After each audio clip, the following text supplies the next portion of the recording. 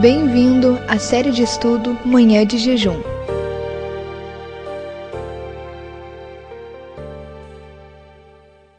Uma série de estudos chamado Escolhendo a Excelência. É muito importante, amados, que nós tenhamos uma fé bíblica e uma fé esclarecida, aonde os argumentos da nossa fé não seja emoção, não seja visões de anjos, não seja opiniões de pastores, mas uma fé fundamentada na rocha do está escrito e da comunhão com o Senhor, para que o está escrito seja revelado ao nosso espírito cada vez mais claramente. Queridos, todos nós sabemos que houve uma queda, e a queda trouxe profundos estragos nas finanças, na saúde, na família. Todas as áreas foram afetadas pela queda. E agora o ser humano, através da religião, está querendo reverter os efeitos da queda com campanhas, com atalhos. Mas nós sabemos, queridos, que Deus criou o homem para ter o domínio. E esse domínio só pode ser restaurado, devolvido, quando o homem, através da comunhão continuada com o Senhor pela graça dia a dia, aprofundando sua comunhão com o Senhor dia a dia, vai brotando nele a fé inteligente, a fé bíblica, a fé do tipo de Deus, aquela que faz as mesmas obras e obras maiores. É claro que nós queremos entrar nessa dimensão da vida abundante, e existe um como, existe um meio para. Você sabe que é o caminho. Se você andar nele, você vai progredir, porque o Espírito te coloca no caminho, te mantém no caminho e te faz avançar.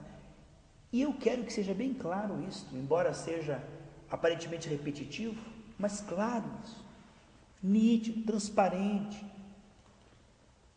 O como, essa palavra, eu gosto dessa palavra, o como. Como é que eu avanço espiritualmente? Quando eu escolho a excelência. Em inglês, a palavra excelência, ela é duas diferentes. Se você dizer excellency com Y no final, é usado para sua excelência, o rei. E excellence com E no final, é excelência no sentido de buscar aquilo que é excelente. Então, buscar a excelência, com letra minúscula, é buscar um relacionamento cada vez mais profundo com a vossa excelência, o Rei, o Senhor Jesus Cristo. Quais são as três correntes que o inimigo colocou para que o homem não avance? Uma na mente, colocando preocupação, dúvida, ansiedade. Uma no coração, colocando inimizade, ódio, ressentimento, né? A mente é onde havia fé e comunhão, agora a preocupação, é a primeira corrente. A segunda corrente no coração, aonde havia amor, harmonia, agora ódio, competição, divisão. E a outra corrente na carnalidade é colocando preguiça, impureza, mundanismo. Essas três entraves são quebrados com três coisas muito importantes que nós devemos buscar com jejum, gemidos e súplicas. É aqui que está o verdadeiro avanço, o verdadeiro progresso. Vamos ver aqui Romanos 6, versículo 16, diz assim: não sabeis que daquele a quem vos ofereceis, oferecer-se, né? Como servos para a obediência, desse mesmo a quem obedeceis, sois servos, seja do pecado para a morte, ou da obediência para a justiça. Na Bíblia Viva diz assim, vocês não sabem que podem escolher? O maior medo do inimigo é que nós descobramos que nós temos hoje a liberdade para escolher a excelência. E qual é a excelência? A Bíblia diz em 1 Pedro 3,18, que Jesus Cristo morreu para nos levar de volta ao Pai. Porque na viração do dia, enquanto o homem tinha comunhão com o Senhor e ouvia a voz do Senhor, sabe, tudo ia bem, obrigado. Eles estavam em cima de um Éden, que o melhor ouro da terra estava ali, tinha saúde, alegria, paz, provisão, comunhão com Deus. Nós vemos aí a vida abundante a vida original que Deus criou o homem. Mas houve a queda e o afastamento. E hoje, não podemos viver por resultados. Muitas igrejas vivem por resultados. Está dando resultado. Essa campanha está dando resultado. Não viva por resultados.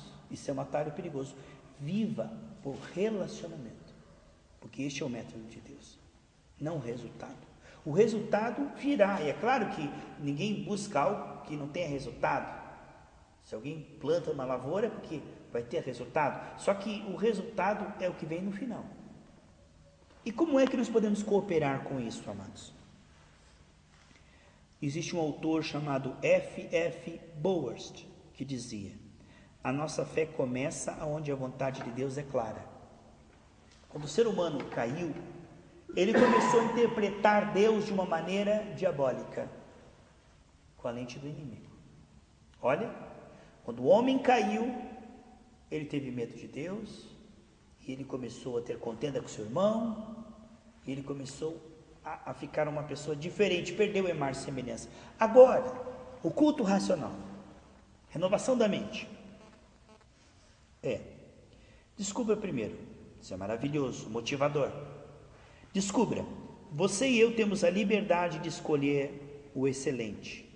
Essa decisão despertada por compreender a vontade de Deus, que nós temos, a gente vem para que você tenha uma vida abundante, lá em João 10:10, né? E as características dessa nova vida que Jesus conquistou, elas vão ser reveladas aos poucos no nosso espírito. Portanto, exercitar o espírito, andar no espírito, vai abrindo para a revelação do espírito. E quanto mais Deus revela o nosso espírito, o amor dele, mais a nossa fé vai se transformando uma fé ousada, frutífera, uma fé agressiva, uma fé firme, robusta como a de Jesus Cristo, que sempre quando se via diante de um desafio, ele dominava, ele reinava, ele resolvia, porque era uma fé esclarecida pela perfeita comunhão com Deus. Então, a perfeita comunhão com Deus fará ter uma perfeita percepção de Deus. Uma perfeita comunhão com Deus fará eu ter uma perfeita percepção de Deus. E uma perfeita percepção de Deus fará com que eu saiba quem eu sou nele e quem ele é em mim. Isso desperta uma fé de um leão. Em Provérbios diz que os justos são usados como os filhos dos leões. Deus quer nos levar então, e é importante que nós saibamos que temos essa liberdade, agora é que recebemos o espírito de liberdade. Nós não tínhamos a liberdade de escolher a excelência enquanto nós éramos escravos do pecado. Porque ainda que nós nos esforçássemos, diz Romanos 8:7, nós não conseguiríamos sair da frequência, porque Deus encerrou a todos debaixo da desobediência. O máximo que o ser humano pode tentar debaixo da lei, pela queda, é frustração, porque ele vai tentar obedecer e não vai conseguir. Mas agora, tendo recebido esse espírito, esse ânimo, essa presença, agora é muito importante que você saibamos, você e eu temos a liberdade de escolher e perseverar. Aqui em Romanos 4:20, Abraão é um exemplo para nós, né, irmãos? E não duvidou por incredulidade da promessa de Deus, mas pela fé se fortaleceu, dando glória a Deus. Então Abraão estava num processo onde o que ele via no visível era desanimador, desalentador durante muito tempo. Durante muito tempo o que ele via no visível era desanimador, desencorajador. Mas ele perseverou, Romanos 4:20, e ele estava certíssimo de que aquele que prometeu era fiel para cumprir. Essa liberdade, Romanos 5:16. O dom, entretanto, não é como no caso em que somente um pecou, porque o julgamento derivou de uma só ofensa para a condenação, mas a graça transcorre de muitas ofensas para a justificação. Então somos justificados pelo sangue de Jesus. Aqui no 17 disse: se pela ofensa de um e por meio de um, que é Adão, reinou a morte, e quando a morte reina, o homem não pode escolher a excelência, porque ele está subjugado, está numa esfera de escravidão. Muito mais, eu gosto dessa palavra, os que recebem. Por isso que em cima da nossa igreja está lá a placa: recebendo graça para ser fiel. Você quer gerar um povo fiel? Tem que ser um povo nutrido com graça, porque somente a graça, ela te fortalecerá, abrirá os teus olhos. Eu me lembro daquela história que Davi havia proibido os soldados de comerem, e quando Jonatas, filho pegou a vara e enfiou no mel e colocou na boca, os seus olhos clarearam. Já ficou um pouco mais forte. Ele estava tão tonto, sabe quando está bem fraco, as vistas que embaçadas? Quando ele pôs o mel na boca, a vista clareou. O mel é a palavra. Conforme o Espírito vai trabalhando, nossa mente vai clareando. E sabe, a graça é o meio. É o meio. Mas é importante compreender que a graça é o meio para um fim.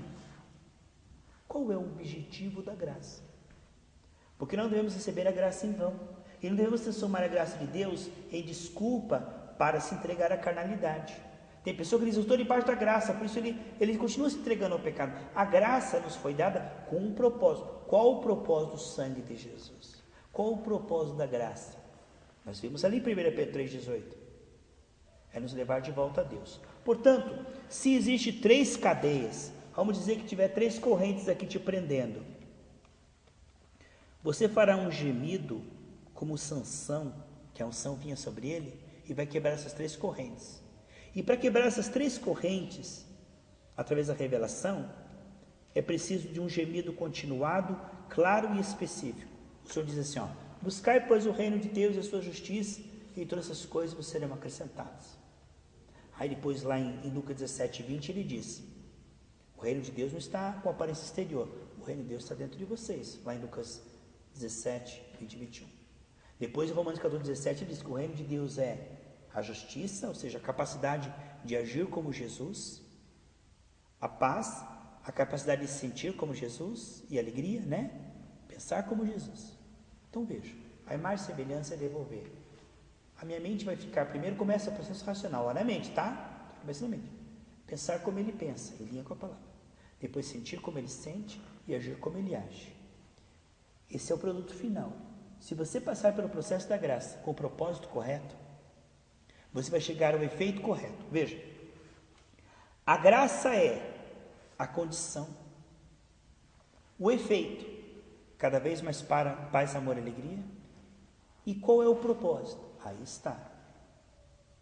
Como é importante, Júnior, nós sermos focados e termos uma fé esclarecida do propósito. Porque a igreja só avança quando ela avança dentro do caminho proposto por Deus para a igreja e do propósito original. Qual é o propósito? Perceber hoje a Deus mais do que ontem. Com gemidos, súplicas, vigílias, jejuns, cultos. Senhor, eu quero sair daqui. Eu preciso mais do que o dinheiro para pagar a conta amanhã. Eu preciso mais do que a saúde do meu corpo.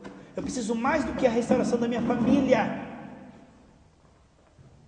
Eu preciso perceber o Senhor hoje mais do que ontem. O inimigo esconde 7 chaves. As pessoas dizem, não, teve uma vigília que tive uma discussão com um pastor. Eu acho que a irmã Rosana estava lá. Eu preguei sobre conheçamos e prossigamos conhecer o Senhor, a importância de perceber cada vez mais o Senhor.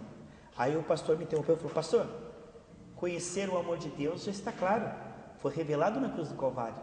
Então não é uma questão de conhecer, mas de reconhecer, né, pastor? É só reconhecer, porque conhecer eu já conheço, o amor de Deus foi revelado. Eu falei, não é conhecer intelectualmente. Eu estou falando aquilo que Paulo dizia, eu quero conhecer as entranháveis emoções de Cristo e ser conforme Ele na sua morte. Sabe, eu estou falando de conhecê-lo de uma maneira tão íntima e as pessoas não sabem que é um filão. 90 de 100 pastores não sabem que o filão é esse gemido de conhecer o Senhor hoje de um nível mais íntimo, aprofundar as suas raízes, fará com que o seu tronco fique saudável e venha dar muito fruto. Jesus diz lá em João 15,5, se você permanecer em mim, você vai dar muito fruto. Aí o que vemos lá em Lucas 14:33, diz que aquele que não releva tudo que é secular em segundo plano, não pode ser discípulo do Senhor. Fica uma bagagem, um peso, né? A pessoa dá um pé numa canoa, outro pé na outra. Pastor, eu quero conhecer a Deus, mas eu quero também fornicar com aquela namoradinha ali. Sabe, não tem como você ter 2 propósitos ao mesmo tempo. Porque um te puxa para um lado, não podemos servir a Deus e a Mamon. A pessoa tem que ser focada. E é aí que vai eliminando, de 32 mil soldados de Gideão só fica 300. Porque essa palavra, amados, poucos se acertam com ela e poucos, na verdade, acabam. Deus quer todos, né? Mas são muito poucos os que ouvem a palavra e a praticam. Porque crer em Jesus não é levantar a mão dizendo que crê em Jesus, é entender a sua proposta e dar a sua vida para transformar essa proposta em realidade, pela graça. Sabe, crer em Jesus é compreender o seu propósito, a sua proposta e dizer: eu vou dar nesse caminho, eu vou progredir nesse caminho com todas as forças, de todo o coração, de todo o entendimento, de toda a minha alma. É claro que pela graça. Nada se começa com perfeição. A gente erra, o sangue de Jesus nos purifica de todo pecado, mas o nosso propósito é errar cada vez menos. Amém? Então veja aí, os 3 pontos para que a fé brote. É um crente focado nesses 3 pontos. Primeiro, eu quero perceber a Deus hoje mais do que ontem. Se você for para o culto dizendo isso. Lembra que aquela multidão toda tocava em Jesus, ninguém sabia nada, Júnior? Mas uma mulher estava focada. Quando eu tocar, eu vou voltar curada. Você sabe o que quer? Então você já está 51% na frente daquele que não sabe o que quer. Porque quem não sabe aonde quer chegar, não chega em lugar nenhum. Quando o propósito de Deus e o propósito do homem é um só, ali acontece o milagre da revelação. Porque o diabo ele quer transformar em idólatra, né? Lá em Filipenses 3,19, se aquele que vem na igreja só buscar bênção, ele é um idólatra, um desviado. É claro que Deus quer nos dar tudo que nós precisamos, mas isso não é culto. Isso não é culto. Estou vindo para um resultado. E tem até pastores incentivando isso, mas não biblicamente. Não tem na Bíblia dizendo para a gente fazer campanha. Quando as pessoas seguiam Jesus pelo pão ou por aquilo, ele cumpria aquilo, mas ele deixava bem claro: olha, o reino dos céus, vocês não estão vindo a mim pelo pão do céu. Primeiro ponto de escolher a excelência. Você tem liberdade para isso, amém? Você pode gemer pelo que você quiser, saiba disso. Saiba disso, você pode gemer pelo que você quiser. E se você não gemer pela excelência, você vai trocar isso por um prato de lentilha. Porque nossa alma geme. Quem não geme pelo Senhor vai gemer pelo pecado, fique tranquilo. Porque o apetite da carne é como uma cova que nunca se farta.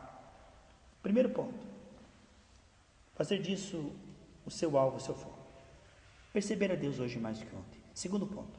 Se relacionar em amor, adorar a Deus em espírito e verdade hoje mais do que ontem. Senhor, eu quero alcançar níveis de adoração.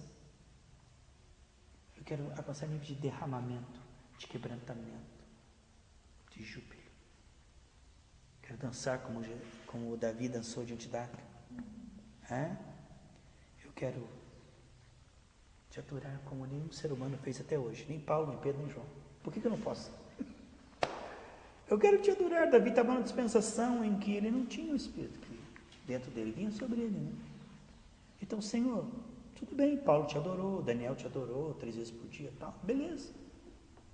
Mas eu quero ir avante, eu quero te adorar como nenhum ser humano até hoje te adorou, Senhor. E uma proposta como essa é uma proposta pro resto da nossa vida, sabe por quê? Porque você não vai alcançar assim, 0, 100, é 0, 1, 2, 3, se não tiver interferência, um passo a cada dia. Progredir nisto é progredir naquilo que o Senhor mais se deleita. Tanto que o Salmo diz: deleita-te no Senhor. Sabe, existe muito pouco deleite nos cultos. É mais um combate de dá minha bênção para depois subir, me dá minha bênção para depois subir. Não há muito deleite, não há muito amor, não há muito calor, não há muito beijo. Há muito assim: Senhor, olha a minha necessidade. Isso também conta, tá certo? Mas isso é secundário. Você não vai crescer sem desenvolver e aprofundar um profundo amor pelo Senhor. Tanto que a Bíblia fala do perigo de conhecer a verdade e não se apegar à verdade. Existem alguns perigos aí. Vou falar na aula 2 sobre os perigos de conhecer a verdade e não se apegar à verdade. Ficar só no canto da mente e, bom, agora que eu já entendi a Bíblia, vamos à herança, Israel. Partamos para a conquista da herança dos resultados. Que perigo, amados, nós conhecemos a verdade e não adorarmos a verdade. Isso é um perigo. Nós vamos falar sobre isso, que Deus nos dá uma fé inicial. E se nós não usarmos aquela fé inicial para aprofundar a nossa comunhão com o Senhor diz: aquele que der a sua vida para mim, terá para sempre, mas aquele que tentar salvar a sua vida, perderá para sempre. Portanto, o Senhor se revela a você. Aí ele se revela a você e fala assim: Senhor, $1 milhão. Já pensou? Jesus aparece na tua frente, assim, foi bom você aparecer aqui. $1 milhão aí. Você está falando com Papai Noel ou está falando com Jesus Cristo? É o gênio da lâmpada. Terceiro ponto para você deslanchar. Eu falei que o primeiro é gemer por percebê-lo mais do que ontem. Segundo ponto, adorá-lo e corresponder, e elogiá-lo, e abraçá-lo e beijá-lo hoje mais do que ontem. Terceiro ponto, um compromisso de revelá-lo hoje mais do que ontem. Senhor, quem olhar para mim, que se volte para ti. Que a minha voz tenha unção, e quem escutar a minha voz tenha uma sede do Senhor, da Bíblia. Que quem a minha sombra tocar, Senhor, não apenas seja curado das suas feridas do corpo, mas que a minha sombra tocar, Senhor, seja despertado, que tudo em mim atraia as pessoas a ti. E quem entrar em contato comigo tenha saudades do Senhor. Que tudo em mim, se eu sentar no banco, o calor que ficar do meu corpo, quem sentar ali, se volte para ti. Então, esse compromisso, Júnior, de eu vou entrar na igreja, e ao sair, eu quero estar melhor preparado para me relacionar com pessoas, a fim de trazer glória para o Senhor e levá-las ao Senhor. Isto é maravilhoso. As pessoas não têm compromisso com o seu testemunho lá fora. Eles entram na igreja como se entrasse num bar, recebem e pedem e recebem a bênção, e depois já vão para outra bênção, e já vão para outra bênção. Sanguessuga da nunca se farma. Mas não está se gerando uma safra que ao sair da igreja está dando um bom testemunho. Está, mesmo que perdendo dinheiro, passando por errado, sofrendo calado, ou sendo... mas pessoas que estão comprometidas em revelar o Senhor nos seus relacionamentos, custe custar, nem que seja só morrer. Nem que seja para morrer. Não tem a vida por preciosa. Mas o que conta é, eu vou entrar aqui, Senhor. Olha o que diz aqui em João 10:9. Em João 10:9 diz assim: eu sou a porta. Se alguém entrar por mim, será salvo. Entrará e sairá, e achará pastagem. Esse entrará e sairá, Júnior, eu vejo como quando você entrar na presença do Senhor, fecha a porta.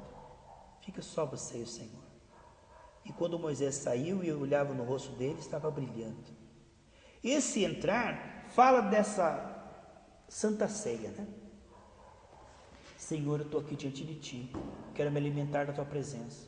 E ao sair daqui, num comprometimento, numa unção, numa revelação, eu quero estar melhorado, para que quando eu sair daquela porta fora, eu possa te revelar melhor, suportar mais calado, sorrir mais, tratar melhor as pessoas, ter mais fluência na Bíblia, manuseando bem a palavra da verdade, de forma a ser convincente, profundo, claro, teologicamente e espiritualmente. Eu quero ser uma luz nas trevas, sal da terra. Eu quero ser um genuíno cristão, e quando alguém olhar para mim, diga, lá vai um santo homem de Deus. Não que eu seja perfeito ainda, a gente falha, erra cada vez menos, mas aí está. E quando nós confessamos, o sangue cobre, gente, e as pessoas não veem nossas falhas e fraquezas. Quando você é sincero diante de Deus, tem um monte de falha e fraqueza, mas quando você é sincero diante de Deus, as pessoas veem Jesus em você, não vê você. Deus mostra as coisas boas do Espírito. Os olhos não veem defeito naquela pessoa, porque você é tão escondido em Deus, em que as pessoas não veem a sua carne, elas veem aquilo que Jesus revela. E eu quero que as pessoas, ao olhar a nós, e o povo da nossa igreja, os membros da nossa igreja, digam, a palavra funciona. Jesus muda as pessoas. Essa pessoa é de confiança. Esse homem é de palavra. Essa mulher realmente vive o que prega. E eu acho que isso não pode ser um sonho, uma utopia. Isso é o projeto de Deus. As pessoas falam que isso é uma utopia. Eu digo, isso é o projeto de Deus. Conduzir um povo santo à maturidade, à frutificação, à imagem e semelhança. Jesus disse assim, a quem honra, honra, a quem glória, glória. Senhor, aí já interromperam. Jesus é tão tremendo que ele usa até o erro da pessoa. É lícito pagar o imposto? Ele falou, me dá uma moeda. De quem que é o rosto que tem na moeda? É de César. Dai a César o que é de César, e a Deus o que é de Deus. Agora, eu pergunto, a César é a moeda de César, e a Deus? De quem a imagem e semelhança que está em você? A imagem e semelhança da moeda de César.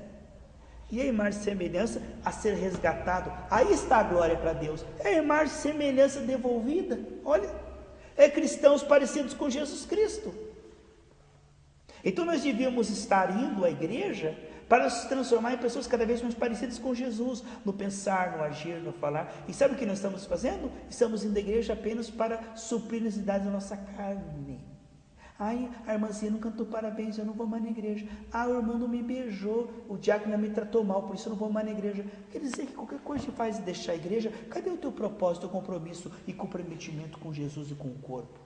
Tem pessoas que vivem para receber amor, não ficam muito tempo na igreja local, não. Porque a minha imperfeição bate com a tua imperfeição, uma hora, se você não me perdoa, não me suporta, você não fica mais. Isso é inevitável. Uma hora eu vou falhar com você sem querer, mas eu vou falhar. Ah? Não quero, mas eu vou. E o que nos une aqui não é o carinho de um para com os outros, embora isso é importante na igreja local. Mas o que nos une aqui é que nós estamos buscando a mesma coisa. Através dessa palavra, o propósito é ficar cada vez mais parecido com Jesus. É isso que a igreja está fundamentada, nessa rocha. A igreja não pode estar fundamentada, não é porque o irmão lá me dá carona. Não, é porque fica perto da minha casa. Não, sabe por que eu vou lá? É porque eu estou com uma dor na coluna, o pastor pôs a mão, sumiu a dor na coluna, estou vendo que lá tem poder. Sabe, não é isso que é igreja, amados. Igreja, eu vou dar vida por essa visão. Eu vou dar vida junto com alguns irmãos que têm o mesmo propósito e o mesmo gemido, para que isto que honra o Senhor, ou seja, a imagem e semelhança, seja restituída e resgatada. Agora, o preço que se paga dentro da igreja é o mesmo que Noé pagava dentro da arca. Ali tinha animais fedorentos, ali tinha fezes de animais, ali tinha aquela onda, ia para cima e para baixo. É difícil estar numa igreja local. Há muitas coisas que contribuem para que você desista e desanime. A Bíblia diz em Mateus 24:13 que por se multiplicar a iniquidade, o amor de quase todos se esfriará. Muita coisa coopera para que a pessoa não vou no culto. Muita coisa trabalha para que a pessoa desanime. Só que como ela é firme, não, mas vale a pena. Por quê? Porque a igreja é o pior lugar do mundo, mas é o melhor lugar do mundo. O pior lugar do mundo porque tem a carne do irmão, é a minha carne. E o melhor lugar do mundo porque lá eu estou sendo treinado e a unção, existe uma unção quando você ora sozinho, que é de intimidade. Mas existe uma unção que é corporativa, e quando nós nos unimos os membros e o corpo, que é outro tipo de unção. Nós precisamos orar sozinho, mas nós precisamos orar em grupo. Por isso que a Bíblia diz em Hebreus lá, 10, não deixe de congregar. Porque existe uma necessidade de não só estar unido ao cabeça, mas todos juntos e ligamentos, cada um com o seu dom. E esse irmão afia irmão, sabe? Às vezes aquele irmão chato está cooperando em você crescer em misericórdia. Não podemos fugir dos conflitos. Porque toda igreja local tem defeitos, porque tem a parte humana, né? Mas tem ali, se tiver, se não tiver, fuja, corra. No meio de todas as imperfeições e erros e humanidade, se não houver uma visão clara de levar os santos à maturidade, fuja. Se a sua igreja local não está com uma proposta clara na escola dominical, nos cultos, a levar você a perceber o Senhor mais do que ontem, adorar o Senhor hoje mais do que ontem, e levar você a um comprometimento com essa causa de revelar o Senhor hoje mais do que ontem, fuja, porque você tem que escolher pela graça e excelência. Deus te abençoe em nome de Jesus. Enfim, amados, cremos que esta palavra vai continuar trabalhando em seu coração e em sua vida. Sendo assim, deixe-nos o seu recado e o seu pedido de oração em nosso site. Que Deus te abençoe em Cristo Jesus, pois Jesus Cristo é o Senhor.